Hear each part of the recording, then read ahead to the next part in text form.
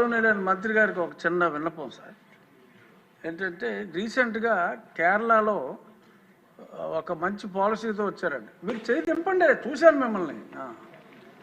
కేరళలో ఒక పాలసీ ఏంటంటే ఈ లిక్కర్ కన్జంప్షన్ మన రాష్ట్రంలో బాగా ఎక్కువ, మన ఆదాయం చూస్తేనే తెలుస్తుంది. అన్ని ప్లాస్టిక్ బాటిల్స్ వాడుతున్నారు.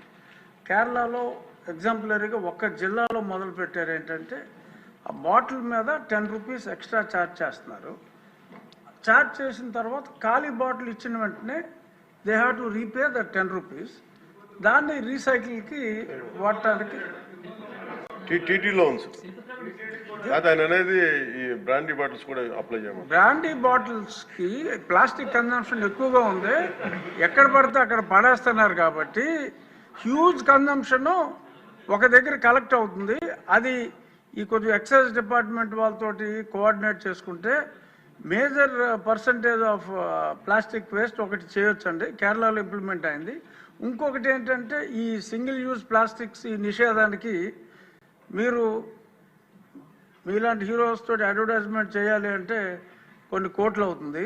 మీరు సంబంధిత శాఖ మంత్రిగా ప్లాస్టిక్ని నిషేధించండి అని మీరు జన సైనికులకి చెప్పారంటే ఎవడన్నా ప్లాస్టిక్ వేస్తే పట్టేసుకుంటారు వాళ్ళు.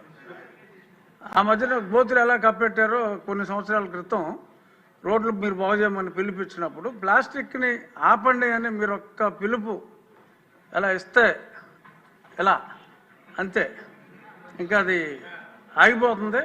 సో కాబట్టి సంబంధిత శాఖ మంత్రిగా మీరు ఆ స్టెప్స్ తీసుకుంటే డెఫినెట్గా ఈ ప్లాస్టిక్ భూతాన్ని అరికట్టాలంటే అది మీ వల్ల సాధ్యమయ్యే అవకాశం చాలా ఎక్కువగా ఉంది. కాబట్టి ప్లాస్టిక్ గురించి మీ అవగాహన ఇందాక మీరు చెప్పారు. ఎక్స్ట్రాడినరీగా మొత్తం అంతా ఎక్స్ప్లెయిన్ చేయటం, తల్లి గర్భంలో కూడా ఈ పొల్యూటెంట్స్, మైక్రో పొల్యూటెంట్స్, ఇలాగే విలేజెస్లో సిటీస్లో కొంచెం డిజిటల్ బోర్డ్స్ని ఎంకరేజ్ చేస్తే ఈ ఫ్లెక్సీలు మానేసి ఆ అడ్వర్టైజ్మెంట్ ఏదో డిజిటల్ బోర్డ్స్లోనే ఇచ్చుకుంటారు ఆ ఫంక్షన్లప్పుడు దానప్పుడు. కొంచెం ఆ రకంగా డిజిటల్ బోర్డ్స్ని ఎంకరేజ్ చేస్తే this might also come down quite a bit sir. ఇది నా రిక్వెస్ట్ తమరికి. అలాగే ఒక్క నిమిషం, ఆయన బోండా ఉమా గారు చేతులు దింపట్ల. ధన్యవాదాలు అధ్యక్ష.